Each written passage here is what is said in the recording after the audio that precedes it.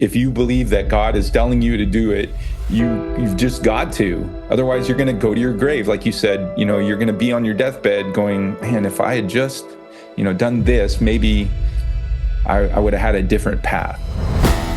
Welcome to the Up Your Average podcast, where Keith and Doug give no-nonsense advice to level up your life. So buckle up and listen closely to Up Your Average.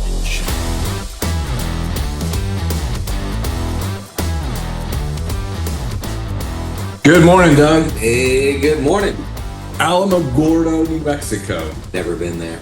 November 11th, 2024 was my first. And what I discovered about Alamogordo is that you can wait a long time for dinner. We waited and waited and waited. And what I discovered is you do not want to go there for dinner on Veterans Day because it's a military town and they give free meals to the military people. And we were not aware of that. And that's where I had the pleasure of meeting our friend John Lasater, who's joining us this morning.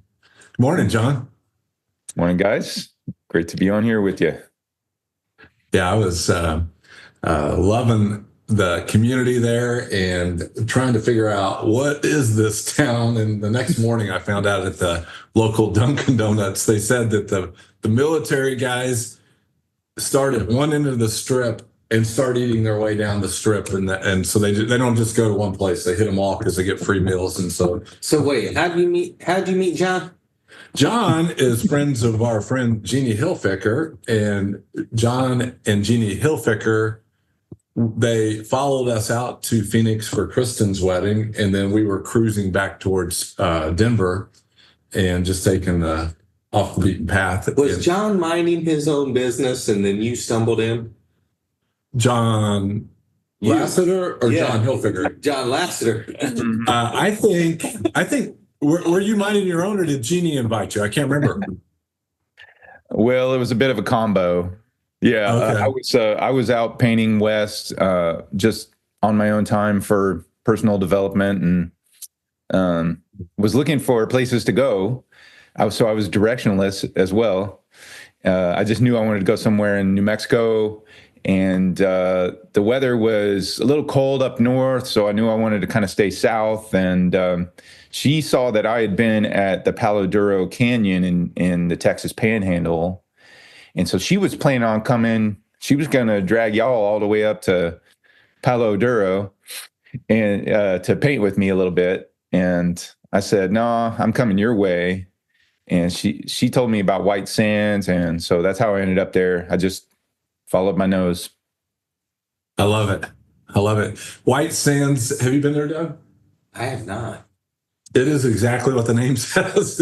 Yeah, it's one of the places in all of our RV travels we've never been before, so we really enjoyed it. Yeah. So I can't remember the name of the motel. Jeannie would put us in not hotels all the time, motels. And then, so in Alamogordo, we stayed in a motel, back like a 1940s kind of motel. And then they included breakfast there. And it was at breakfast, we had dinner with you, John, but it was at breakfast that really captured my imagination. And that was really what stirred my soul, is that I think I asked you, what do you do for a living? And now it's evident when I see what you do for a living, but I haven't met too many people in my life that actually chase their dream and take the risk to make it a thing. So those are the type of people we really, really like spending time with. It is. And so I thought where I'd kick off the dialogue, John, is that I would skip forward to how you got to being an artist, but to get to you've got a day job and you're going to work every day and you're getting a paycheck, and something caused that to shift. Would you mind telling us a little bit about what that was like? Like, I don't know if you show up at 8 or 9, what time you would get there, but tell us and our friends who are watching what that might look like. Sure. I'll give you a little bit more of a background. Kind of started in college. My dad sent me up here to John Brown University, and in Siloam Springs, Arkansas. And I ended up with a business degree, but I had a creative spirit. I knew that I wanted to participate in creative things. And so I was kind of leaning more towards marketing on the business spectrum. And I wasn't very good at financial stuff. So it's funny that I'm getting to cavort with a couple of financial guys. You're probably going to laugh at a lot of my story. So I ended up going to work for a creative company called DaySpring Greeting Cards. DaySpring's kind of well known within the Christian community because all the Christian bookstores had a lot of DaySpring product in them, and Hallmark ended up buying DaySpring, and so we were actually a division of Hallmark and became probably much more professional at that point. And I was really not finding my feet in the business world. Yeah, I could do an Excel spreadsheet and get the formulas right, and I have kind of a math brain, but in terms of I don't know, there's a lot of disconnects in the business world for me. So I mean, here's where God comes in. I really started crying out to God, who I believe in Jesus. I believe that Jesus was the Son of God, and I go to him for direction. And that's the kind of relationship I've been taught to believe he wants with us, starting with Adam and Eve, And so I went to him and really sought direction for my life. And there was all kinds of crazy anecdotes of how he led me from one place to another. So I don't want to belabor this. Excuse me real quick. How old are you right now when what you're talking about crying out? How old are you? It was in my late 20s. Okay. 27, 28. I already was married and had 2 children. So the weight of responsibility was there. And I guess I'll be honest, just that sin had really become very tempting at that point. And so like I was feeling that dichotomy of, do I follow that, my hedonism, or do I just finally accept that God is real and that following him is the right path? So I was just at a crossroads, and career-wise and spiritual-wise, all at the same time. So I had this. It's a very long story, but like quite a few things happened that were just very miraculous, and ended up in more of the creative side of DaySpring, and was able to find my feet creatively, and did that for about 10 years, and was ready for another change after those 10 years, and really prayed into that, asked for God for help, and again, more anecdotes around that were unbelievable to me personally, how somebody could make such a huge shift in their life, especially with that, financial decision, the fear of what's everyone in my life going to think about me choosing to quit something that was steady. They had begun to put me into management at the company, and every move I was making at work just wasn't feeling right, And at the time, I'd already been painting about 10 years, and knew that was something I wanted to do with my future. But most people put that off till retirement. And I really thought, man, I got a chance if I can give every day to this career. And so, one thing led to another, and God. How old were you when you pulled the plug? I was 38. 38? Mm-hmm. I was looking at a summary of a book this week called The Top 5 Regrets of the Dying. And the number one in this book was, I wish I had the courage to live a life true to myself. And it sounds like you found that courage. What What was that like for you? Like, because how many children did you have at that point where you I had made that four jump? when I left my job. 4 kids. How old was your youngest? Good question. Well, I mean, it was 15 years. She was probably 5 or so. Okay. Yeah. Or that old Lucy show. You have to have a lot of explaining to do if you're leaving a job when you have a 5-year-old. And I'm assuming there was no guarantees for anything at that point for you, right? No. No, I mean, none that I could. No guarantees that I could give to help my parents and in-laws and wife and all of them feel comfortable with the with the whole idea. So yeah, I was. There's 2 things I wanted to share about that. One is that you're. That's what being a man is to me, is the willingness to be alone. That's what being the head of anything is, right? I mean, to be the head of your house means you're going to have to be alone in your decisions. And it's a very lonely place to be when when you just can't explain the wisdom and what you're doing to everyone, because there's too much practical wisdom in the world, and not enough of our mentors tend to pray into what they say to us, and so ultimately, if you feel God is telling you to do something, you should listen to advice and be loving and not retort with defensiveness, but at the same time, you've got to be strong. You got to be alone in your decision and be willing to do that. That's what trusting in God, I think, ultimately is. So it says in Proverbs, trust in the Lord with all your heart. It also says to lean not on your own understanding. That means you can't lean on everyone else's understanding either, right? I think what that's saying is you can't lean on human understanding so much. Of course, there's wisdom in counseling and counselors, but lean not on your understanding. In all your ways, acknowledge Him, and He will make your paths straight, it says. And so I had lots of verses like that, and that I leaned on during that time. So I've spent a good amount of time encouraging men one-on-one, John, and he in the book of Hebrews chapter 11, it tells the life stories of a lot of people in the Bible that live by faith.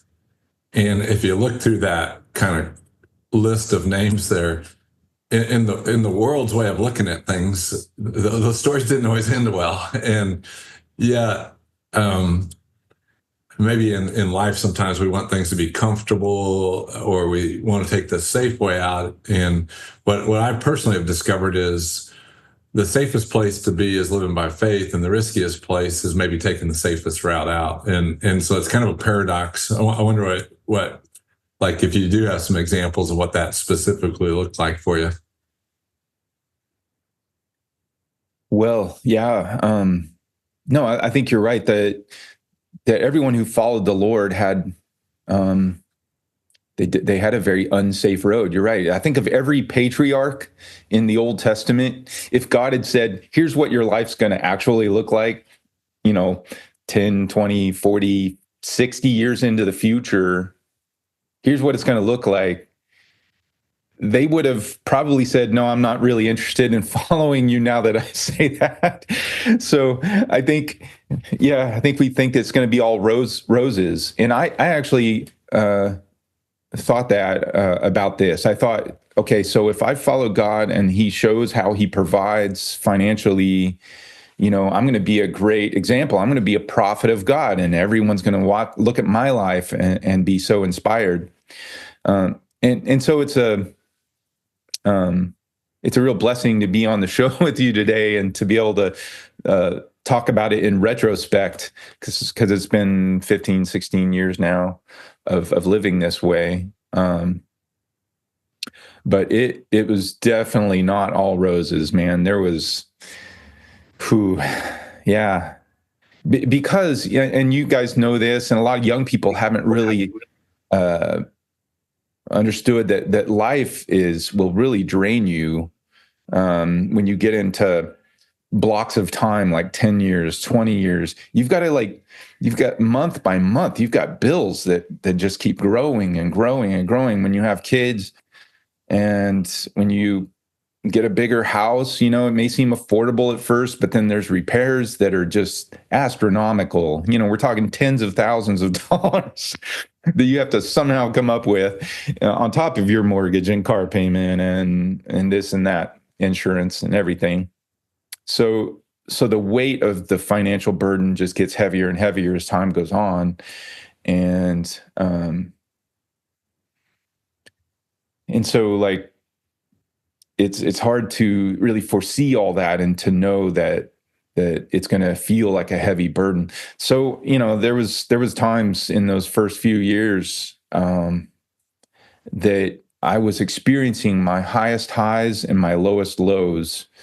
Because when you go independent like that, what'll happen is you'll have a month where you get 6 months worth of income all of a sudden in one check, and you're like, wow, what do we do with that? And you're just like, this is incredible. And so take the family on vacation and maybe put some away, because you need to get through a few months. And, but then like, at the end of that 6 months, now you've got nothing happened. And you're like, God, how in the world did you let me go 6 months spending all that money, but you never like kept replenishing it? There's no momentum here. What am I supposed to do with this? And then now I'm late on bills, and then now I'm late on bills a second month. And there was one time in particular I can think of. I went out on our front porch, and I pulled my hat down over my head. I was like Jonah in the story of Jonah, who sat under a tree just for a little bit of shade, and he was just groveling in his anger and disgust with God, and that's exactly where I was. I just wanted to die. I was like, kill me now, because I'm failing and I don't understand why you have me living this way, and like just, and that's, and then something happens and we're good for a few months, and it's just been like that. And now I have, I would say 50 stories that were like miracle stories where God just provided out of the blue. I didn't have to go out and beg for money, and something would sell just out of the blue. And when I say out of the blue, it's because I didn't go out and make that happen in any way. Like I didn't send emails out saying, please, I'm dying here. Can you please buy a painting? I never let myself react in desperation like that. And I think God honored that, but he tested us over and over and over. And so my wife and I now are both so conditioned that we can really encourage people that are feeling, the burden in a big way, and that are fearful of the future. So, Doug, I think you've told me a story where, like, early on in your career, you had a desperate moment like that. You want to, like, what was that like, real quick? Yeah, it was probably 9:00 at night. I was done cold calling people and interrupting their meals for the day, trying to beg them to come work with a 24-year-old guy who's broke and didn't know anything about finances. And I believe I was wearing at the time I had to wear suits into the office, and I owned 2 suits, one of which was given to me. And I just had a moment where I just broke down crying, and I was lying down on the floor of this really nice office, and I just begged God to take me out of the business. I thought I could maybe become a pharmaceutical sales rep or something like that. I didn't have any talents, John. And so I wasn't sure what I would do. But even in that moment, I still had a hunger for this business. And I said, God, I will stay in this business as long as you'll let me. And it was probably Like a little over a year later, that I was talking with a coworker of Keith's, and then that opened a door to come work alongside with Keith. And I Wow. like to say those are the results of my mom's prayers. I think your mom's prayers go a long way, and Yeah. and so. But yeah, it is a lonely place when you're trying to do something bigger than yourself. Mhm. Um, Yeah. but Yeah. my goodness, it's the best. Yeah. And Yeah. I still feel that way today. Yeah. That there's that energy, there's gas in the tank to do stuff differently and to do stuff boldly. Yeah. Yeah. Yeah. It really frees you to be outside of the machine in some way like that, where you're no longer something about getting a check every 2 weeks was just ripping my soul out. That's the way I felt about it. I'm like, I'm not earning this money. I don't feel like I want to see the fruits of my hard work. And I was the hardest working person in the graphic design department at DaySpring. Everyone else took a lot of breaks, went to get coffee, and I was just pumping out designs because I'm an entrepreneur. I love that, but there was no feedback to tell me, yeah, you're making the best cards here at DaySpring, and then and you're making this much money, and now you're going to get rewarded with a bonus because of that. There was none of that. It was just the same money every 2 weeks, and I wanted to see what it was like to really be rewarded for that hard work. So I think that's why entrepreneurship was interesting to me. But yeah, I know what you're saying about having to kind of break from your parents too in some way. Like, and it's a good thing if you have a Christian parent that prays for you. But I was like 38 when I left my job, and my parents had spoken into my life up to about that point. I'd listen to what they had to say and would try to follow their advice and stuff. But I knew in this instance that me leaving my job was not going to be acceptable to anyone. And so I was so sure that the Lord was asking me to do it. And so I went next door and I said, Mom, Dad, they live next door to us. That sounds funny. I'm not dependent on my parents. We built at the same time. When I was 35, we built at the same time, kind of out in the country, next to one another. So, and they had not lived near me before that. So anyway, I went next door and I said, Mom, Dad, I feel like God's asking me to leave my job. Oh, no, I'm sorry. I prefaced this wrong. I said, I'm going to tell you something right now, and I want you to not say anything about it. I just want you to hear me out. And then I want you to agree with what I'm going to tell you. And I'm not interested. I'm not interested in what you think about it. And they go, okay. That's when I said, I'm leaving my job. I've actually already told them that I'm quitting, and I'm going to be an artist. And this is what I'm supposed to do with my life. And I want you to pray for me. I don't want you to rescue me. I just want you to let it be. And they were pretty stunned, but they kept their mouths shut. They didn't say anything. And it was so fun that my dad was a very pragmatic. He passed away a few years ago, but he was really pragmatic. He's a strong believer. He was very evangelistic about life in Christ, but he was also very financially savvy and very careful with their money. And John, could you use another word to say what you mean by pragmatic for me? Sure. Yeah, he very left-brained, and he really he thought about money a lot, I guess is the best way of putting it. So the pragmatism is not something that I inherited from him. I don't care about money that much except when I need it. And so but he was an investor, and carefully planning his future and my mom's future after his passing. So, and he would give me a lot of advice financially, knowing that I didn't, think that way. And I followed some of it, but most of the time it was just a point of tension because he would say, "Son, how's your bank account?" I'm in my 30s, and he's like, "How's your bank account? What's going on? How are you planning for the future?" And at some point, I just had to tell him, "Dad, I don't want to talk about that. Okay, I don't want to talk about that." So he probably, when you had this like heart to heart with your mom and dad, from what you've described of your dad, he probably was thinking, "Oh my gosh, I'm going to have a starving artist." Is probably what he was thinking, I'm guessing.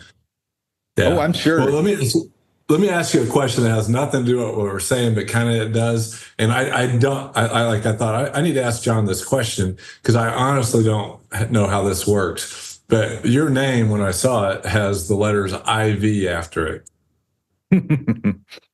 And I honestly, I know that means the fourth, right? Yeah. But I don't know what that means. I don't know how you become a fourth. I don't think I've ever met a fourth. Yeah. Do you know how you become one? I've met a third. Yeah. So tell me a little bit about how you become a fourth.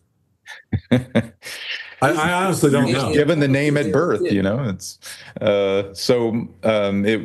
I suppose my dad just wanted to carry it on. It was my dad grew up in Paris, Tennessee, small town, and the family had lived in that town for 5 or 6 generations. So we're talking late 1800s probably is when they moved there. And he passed the name on, and our son Porter is actually John Porter Lasater the fifth. So It is possible.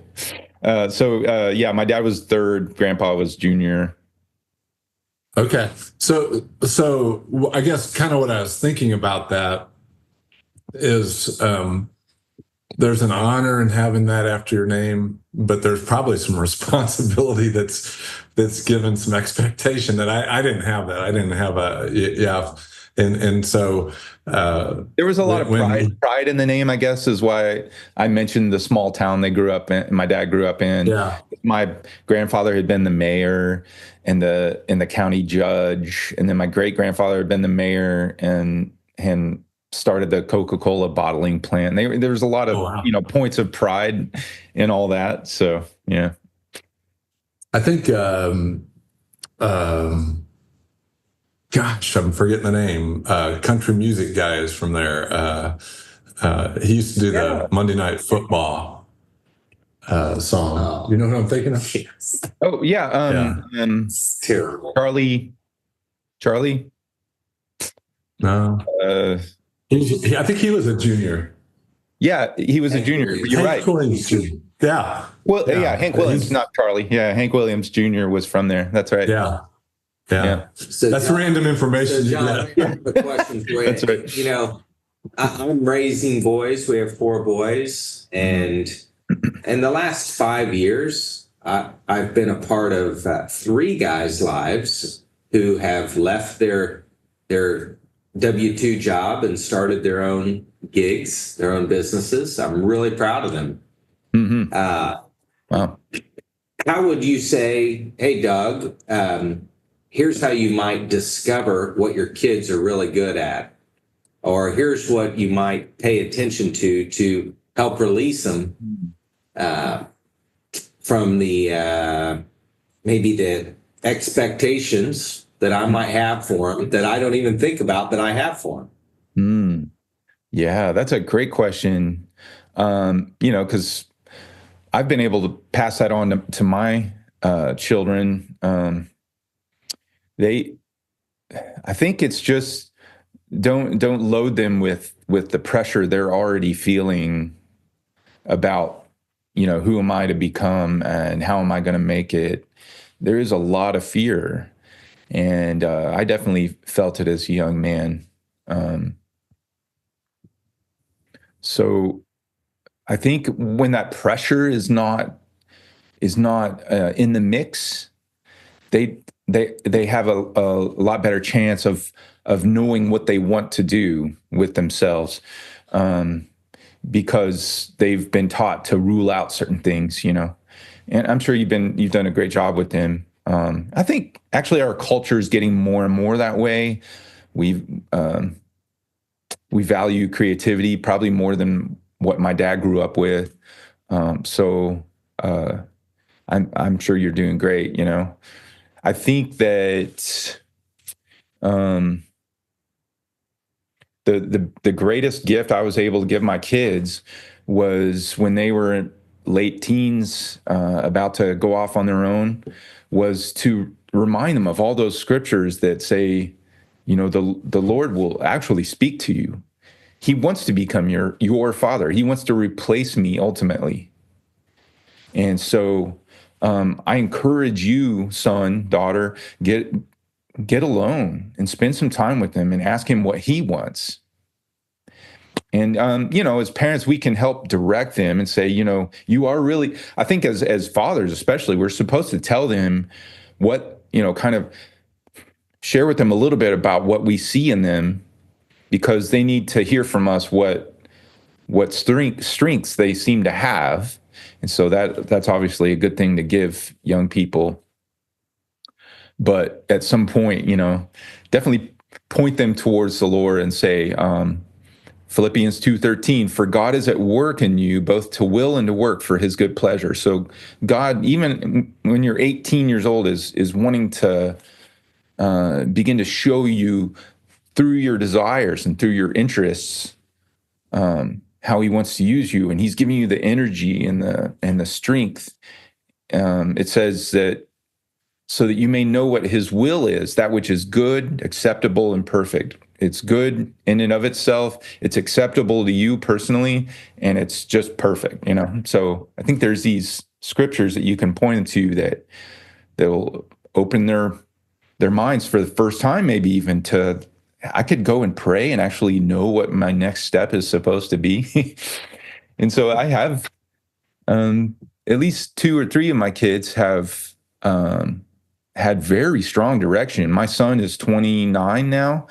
And when he was 18, I had one of those months where I just couldn't make it financially. And I asked him for help. I said, Porter, would you pray with me and tell me what you maybe hear the Lord saying, you know, as we pray? And so he's like, yeah, Dad, yeah. And so we started praying, and, you know, I can't remember the specifics, but he said something.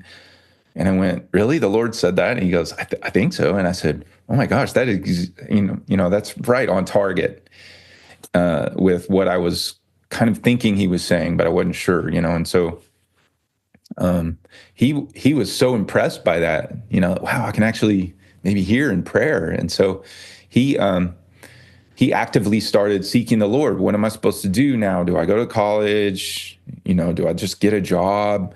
And so for a year, he worked with a friend in construction. And then he heard the Lord say, I want you to go to Youth with a Mission. And so he joined Youth with a Mission and hasn't looked back. He's now, you know, almost 10 years in missions. And he's never come to us and said, I'm out of money. I have no idea how he's making it. I don't even ask him. But he's got guys taught me how to surf in Australia. Huh? Those guys taught me how to surf in Australia. Oh, is that right? That's hilarious. Yeah. Yeah, Youth with a Mission is everywhere. And he's seen so many parts of the world. He lived 2 years in Mexico. He's now married and has 1 child and 1 on the way. And he's doing great. He's doing great. One of my creative expressions is writing ideas and explaining ideas through writing. And I'm working on this idea that's probably going to show up in a newsletter in a few months, but the title of it is the rhythm of silence. And what I was thinking is the importance of a dad communicating to the children. That's where the article is going. And I've experienced a lot of friendships where dads didn't communicate with the children. Like about important things. They you know, talk about dinner or things like that. And So I find it interesting you're talking about that you did do this with your children. What would you offer to and then I'm zeroing into young men as they're listening to this. What would you offer to them as a on-ramp to be sure that you communicate the important things to them as they're growing up? Could you rephrase that? Because I have some idea of what you're saying, but I'm not sure. Yeah. So I think many men never had adult conversations with their dads about important things. And so it sounds like you did that. What advice would you give to do that? I mean, some of these are awkward conversations, right? So how would you help a young man figure out how to do this? How to do what? Sorry, specifically. To communicate the important things to the kids.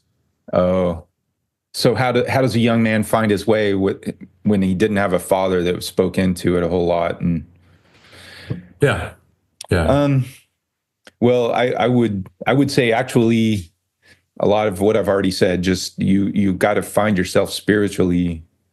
You really need to know the Lord as Father, and that means getting away and spending time with Him, and writing things down that come to mind as you pray and as you read Scripture. I think one of the greatest gifts that a young man can find, and I believe Solomon spoke to this as well, is to watch out, stay alert, keep alert. The enemy is crouching at your door. And even if you're a Christian and you feel like there's a protection of the Holy Spirit around you, we open doors all the time to the enemy.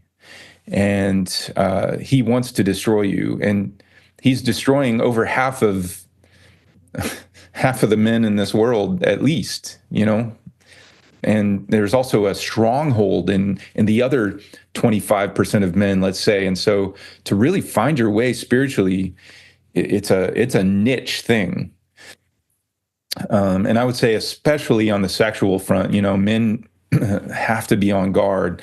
And I believe that the New Testament and what Jesus promised to us is that you can actually be free from sin. What He offered is if you follow Him, you can have all the armor you need to say no to sexual sin in your life. And if you can get that kind of self-control at a young age, oh my gosh, man, I'm really, whoa. Yeah, sorry, I'm just getting overwhelmed all of a sudden.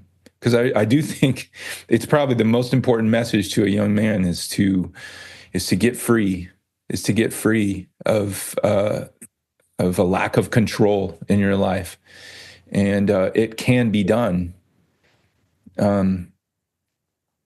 Yeah, you'll fall once in a while, but you need to have people in your life that you can go to and confess that sin, and then you need to commit to them. You're not going to continue doing it. And I mean people that you'd be really embarrassed to let down. And so to have a strong woman in your life is really important, because you can tell that strong woman in your life, I have fallen a lot and I'm not going to fall anymore. And I promise this to you. And when you see the hurt on a girlfriend or wife's face that you would ever,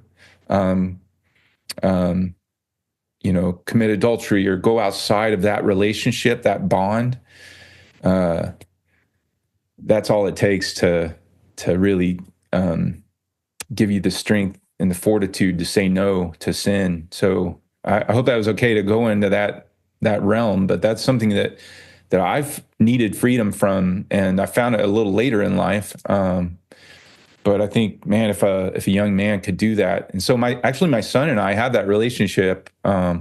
He's confessed to me, I've confessed to him, and we keep each other accountable. John, one of the things as you're describing this, I think about is, most guys are visual guys, and here you are, a painter.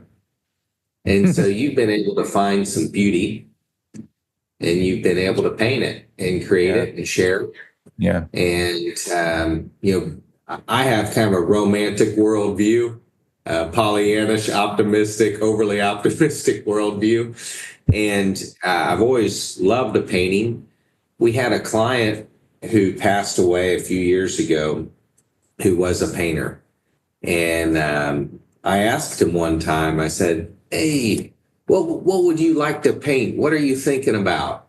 He goes, the one painting I'd love to paint is the glory of God.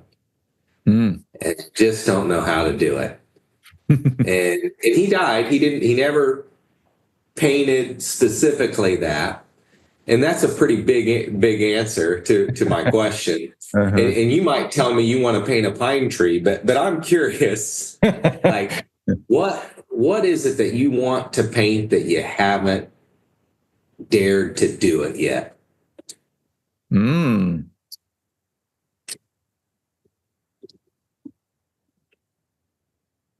That's a great question. I honestly, I don't have an answer to that, because to me, it's not some upward aim towards the glory of God. Like, it's not, actually, I kind of enjoy painting ordinary things and showing people how those ordinary things are actually kind of beautiful. So to me, I'm almost aiming more downward. That's your dad's side coming. Maybe, yeah. Yeah, maybe so.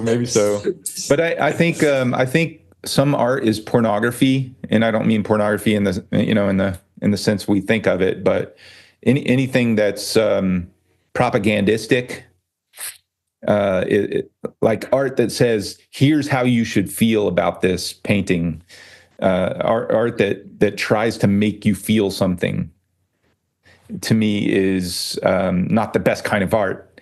It's art that didn't mean to make you feel something, and it happened to.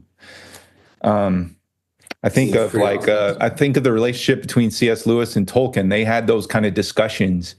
Should a book be allegorical and be obvious on the surface, or should it have written within it the things that you want maybe to speak, and you come about it in an indirect way. I think Stanley Kubrick had something to say about that too, that when you try to penetrate too overtly, it turns people away, but they love it when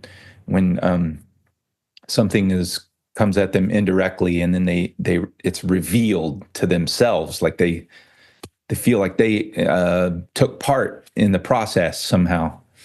So when you're painting something, John, like I think about a songwriter, when they're crafting a song, a lot of times they're putting their life into it, blood, sweat, and tears, and it's very private, and then it becomes public. And so, is that the same way for a painter? That's another interesting question that I don't ponder those things, I guess, a whole lot, but probably. Like there's, well, I've had other people interview me or look at my work and kind of speak into what they see. And I love hearing people's opinions of my work because it helps me understand myself a little better. So one person looked at my work and said, I think you have a kind of personality where you don't like telling people what to do or what to think. And he was right. And then I looked at my work after he said that, and I kind of saw what he meant. Like, I leave these open spaces in my paintings.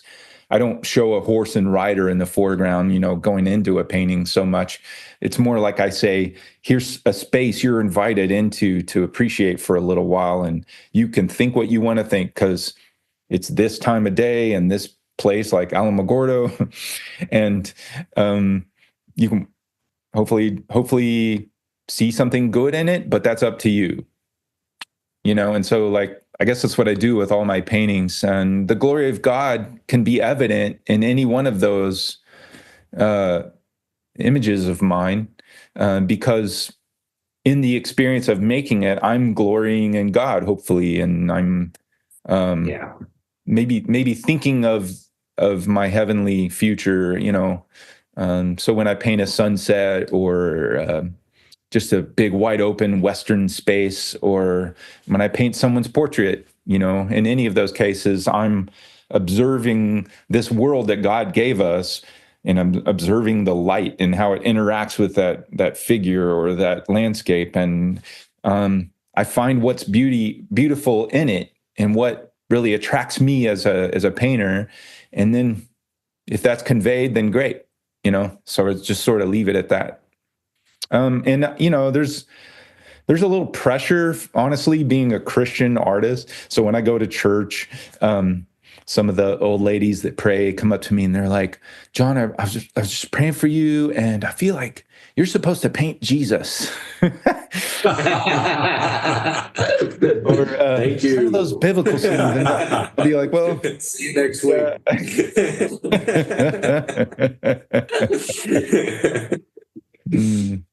So, John, I kind of what I kind of just heard you kind of say, like when I'm thinking about it, is that you painting is a form of prayer. Like you're agreeing, I see what you have there, God, is what I'm seeing what you created and I'm expressing it in my own visual way. But that sounds really cool to me. Yeah. It's great. Well, and you also find yourself in a career, and I think it counts for this particular career for me, that it's not about the career. Like God put you in that, he put you in that circle so that you can influence that circle. And so I teach a lot, and I have online communities that I lead or participate in. And so the art community is really unique, and they needed me to be a part of it, and I needed them. And so it's a wonderful, supportive community. And maybe it's not about the art ultimately, Yeah.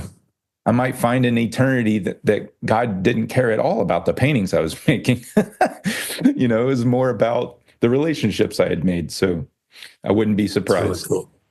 So if you're going to encourage somebody today who's 38 years old and they are working at the company, I don't know if they have something they're good at or not. They may not know, but they know they're just not supposed to be where they're supposed to be.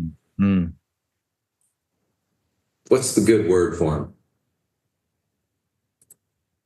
I'm not looking for a silver bullet. I'm just looking for what's the good word for them today? Yeah, I would just say if you do have a strong desire, that's a really good sign. And so, okay, so I'll give one more anecdote. I had a friend that lived here in town, and he went to church with me, and he observed all these changes in my life, and he said, I've always wanted to open a guitar shop. And I said, oh, well, maybe that's a good sign that you're supposed to do that. And he said, yeah, you think it'd be okay? And I said, well, I don't know, you might get some, you might want a little advice from somebody other than me. But if you believe that God is telling you to do it, you've just got to. Otherwise, you're going to go to your grave. Like you said, you're going to be on your deathbed going, man, if I had just, done this, maybe I would have had a different path. So he ended up researching it and planning it, and he rented a space, and he opened a guitar shop in Siloam Springs, Arkansas, a town of 20,000 people. And no one except himself, thought this was going to be successful.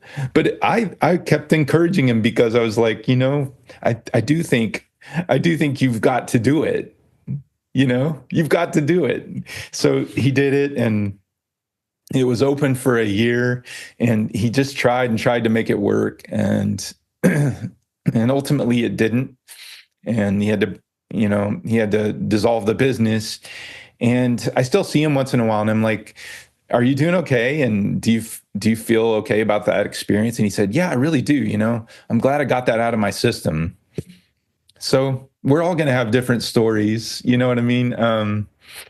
And I've even opened a business or two where I went into debt and it failed, and then I had to recoup those losses. So it's part of business ownership. and God's not going to miraculously make that work necessarily. You know, it's like we got to go through successes and failures and learn to reckon with that spiritually. You know, it's just part of the human experience, I would say. So, John, you've been real generous with your time, and your wisdom has been a real blessing to us. I just thank you, and I think it's going to help a lot of youngsters and maybe older people as well as they kind of check in on our conversation today. Well, good. You guys got a great show. I've enjoyed a few episodes and look forward to following it. And thank you so much for the time. All right, we'll talk to you soon. Thank you.